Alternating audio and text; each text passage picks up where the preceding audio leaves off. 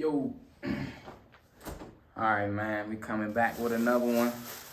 Perspective Thoughts. This episode number 2. Well, let me not even say number 2 because I don't know what order or when I'm going to really drop these, but just know this is one of the first episodes that you get coming today.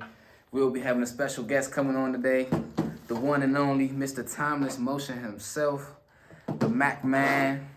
You know what I'm saying? Whatever you want to say. Will be a few minutes, but today I just want to touch bases with y'all and just let y'all know that this is a disclaimer. Everything that we'll be discussing today is all perspective. Nothing is expertise, soda per se. Man, come on. Look. But, yep, so just a disclaimer, you know what I'm saying? Definitely take everything into consideration, but always do your own research. So I just want to put that disclaimer. I am not an expert. I'm just here to offer you perspective. With that being said, I hope everyone is having a good day today. And we're here with another one, Spoke. So I'm going to just give it a few minutes here for the co-host to come on, special guest to come on to the video. You know how that be sometimes, you know what I'm saying? We used to CP time today, man. But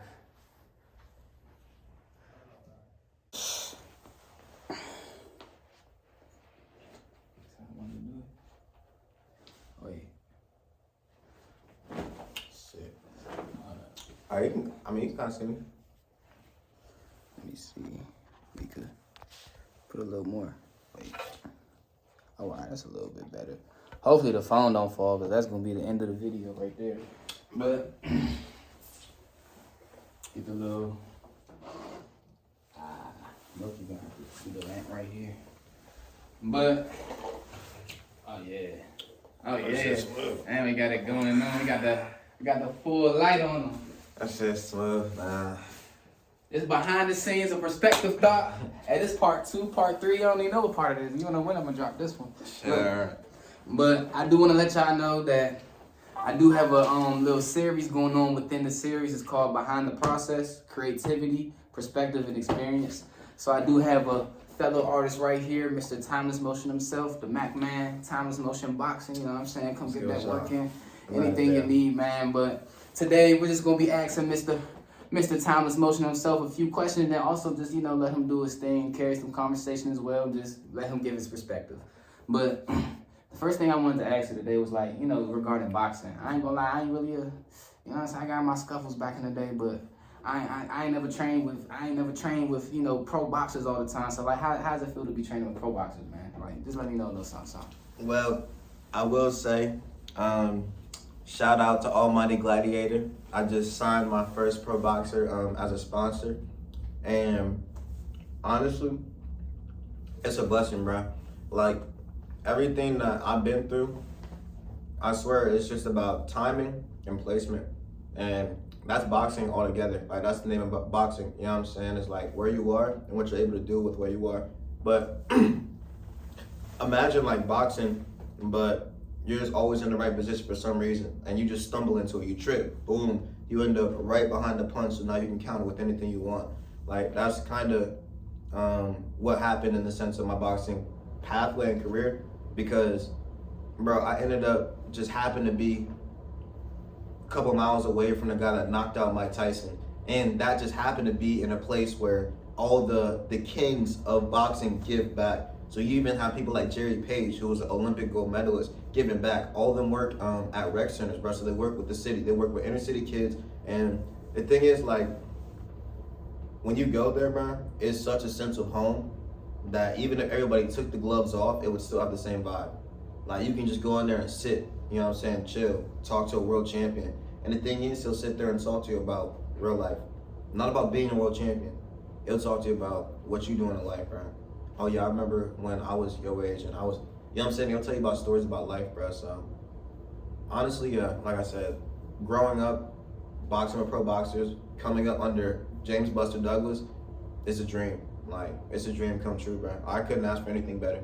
Like, literally I don't care who else better, bro. Any time period, nothing. I couldn't ask for anything better, bro. Everything happened perfectly. He's a perfect coach. He put me in a perfect environment, and I'm doing very well things with it. You know what I'm saying? Like, creating moments for people. So, yeah, bro. All right. Hey, and I respect that because everybody has like their own hustles and like everything that they do. So I'm just curious, like when going through a match, like what's like one of the main things that you're thinking about when you're going through a match or when you're fighting with somebody? Well, for one, I have not competed because I have too many concussions. So basically, growing up, I was a wrestler and I was also training boxing, Muay Thai, Taekwondo. And basically, my mom never let me compete when I was growing up. And by the time I got 18, I had too many concussions. So I have been training my whole life. I had sparred my whole life. My mom never actually let me compete. So within a match, what I would teach my boxers to think about is simply just setups, honestly. And I would teach them to first go in there and try to reach a flow state where you can just start gauging things. Everything about the first few rounds is just gauge. You give little feints to see how people react. See that, honestly, expose your opponent's behavior. And then after you expose your opponent's behavior, then you can start making moves in order to test your timing upon the behavior. So if you expose the fact that when you feint that jab, that they move that right hand, you know what I'm saying? Okay, well now you can check your timing on it. You can start feinting that hook off of it. You know what I'm saying? You start feinting your foot movement off of it. So it's really about building upon people's behaviors. And that's why my program is really based off of psychology, because it's not necessarily about the boxing. It's about identifying patterns within what people are doing and manipulating people into going into those patterns without them actually knowing about those patterns within themselves. You know what I'm saying? So I'm trying to make you produce a predicted move, a predicted outcome, so that I can capitalize off of that predicted outcome. And you have to understand people. You have to understand the way they're thinking and why they would make that outcome. Why did he move his hand? What did he think I was throwing? What was he scared of? What can I do to make him react more with that hand? What can I do to make him more scared so he'll overreact with that hand? All these different questions are due to psychology, not boxing. They're people. You know what I'm saying? What is he afraid of? What is he looking for? What does he want? How do I make him think that he can get what he wants and make him, I put my face out, make him think that it's there. I'll make him think, oh, I'm just making a mistake. But the whole time I'm waiting for him to throw because I know that's what he wants. So then when he throws it, I'm already out. I capitalize, boom. Because I know what you want. So I gave you bait. You know what I'm saying? And if someone is thirsty enough, they're going to bite. And that's just people. That's life. You know what I'm saying? You can take all these same lessons and you can equate them to anything that you do, man. If someone is thirsty enough, they'll drink. You know what I'm saying? If you put something in front of somebody and they think they can get it, they're going to grab. So if you slightly pull it away, as soon as they think they're going to get it, then you have them out of position. Hey, that's real. I mean, you know what I'm saying? No, that's definitely real. Like a lot of people, I'll say, even like just with like regular school fights or anything, you get into a fight, most people ain't really thinking about the other person next move. They just thinking about bum rushing you. Well, go ahead. Bum rushing you, grabbing, because I mean, most people when you think of fighting, unless you like really in the sport, I'm not even in the sport, so I can only give my perspective of what I've experienced and people around me have experienced. But most people when you fighting, you can sense the energy when you got somebody, but unless you really have that fighting understanding, it's hard to really just put somebody into a position you want. It's like you really just gonna flex your hand and hope that you got it. So I will put it like this. If you were an infant, right? And your job as an infant was to figure out how you can walk so that you can trap me. If you're an infant sitting right here and I'm right here, right? And you have to basically be an infant and not let me pass you. So as an infant, you have to think about walking actively. Every single step, you got to think about walking. So when this person makes a left step, you got to think so hard. You're falling, you're crawling, but you don't even know how to walk. You know what I'm saying? So this goes into boxing. When you're boxing, bro, the reason we do it, since we're so young to do it so repetitively, is the same reason why when you see something on the floor, you don't have to think about it before you move your foot. It's subconscious. So you want to make boxing feel like walking. So when I am in this fight, I don't got to think about the move. I don't got to think about throwing a jab. The whole time I'm just thinking about him. Boom, my body already knows what to do. I'm not even thinking about what my body's doing. As soon as I see it, I'm going. Because my body's trained to see it and go so many times. As soon as I recognize it, But that's the point of repetition.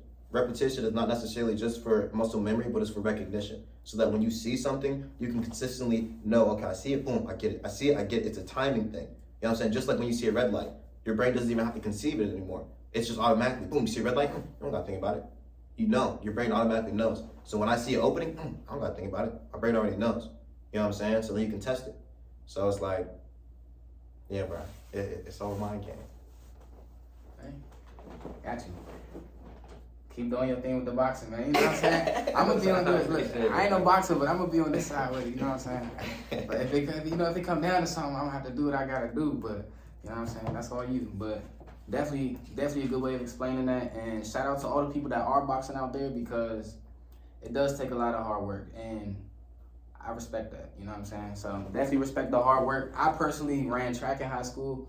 A lot of people didn't like to run track, so but the moral of the story is it's some hard work. Boxers got to put in that work. Man, he a dog, man. Hey, he a dog, bro. I'm telling you. My nigga running full speed the whole time, bro. I ain't even never seen no shit like this before. He invited me for a jog. I ended up damn near walking. I ain't gonna, that nigga lapped me, bro. Hey, man. I'm cool. Second lap, I gotta go, bro. I'm not even trying no more, bro. Literally, it's like what my pops would always tell me was that, what's the point of lifting? What's the point of being the biggest dude in the room and you can't move? Because then you can't do nothing with your size anyway. So what's the point of being that size? So, That's real. I mean, with that, I always make sure that, I'm doing cardio. I feel like cardio is the most important part of your day with exercise, because without the cardio, the rest of your body ain't going to function, because you're not going to be able to use it that long. So that's my take on that. But I do want to transition into one more thing.